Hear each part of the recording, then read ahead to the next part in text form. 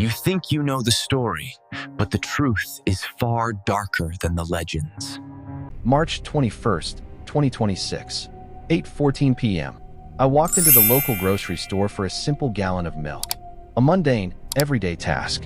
But as I turned into aisle 4, the air suddenly felt heavy, like the static from an old television. That's when I saw her. A woman in a red coat, standing perfectly still. She's been picking up the same cereal box for exactly 12 minutes now. She lifts it, stares at the price, and puts it back. Then, exactly 3 seconds later, she repeats the movement. Every single detail. It wasn't a habit. It was a loop. A glitch in the fabric of what we call home.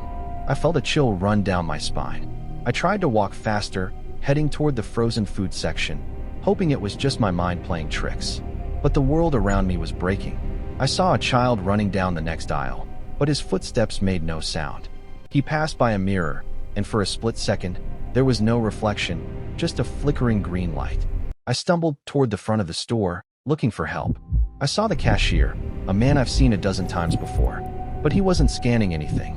His hands were moving over the counter, empty hands, scanning invisible items while the register made the beep sound in a perfect, rhythmic pulse. Beep, beep, beep. I dropped my basket, expecting a loud crash, but there was only silence. Absolute, terrifying silence. That's when I noticed the edges of the metal shelves. They weren't solid anymore. They were vibrating, blurring into tiny, glowing pixels. The colors of the fruit began to bleed into each other, turning into raw binary code. Zeros and ones dripping like ink onto the floor.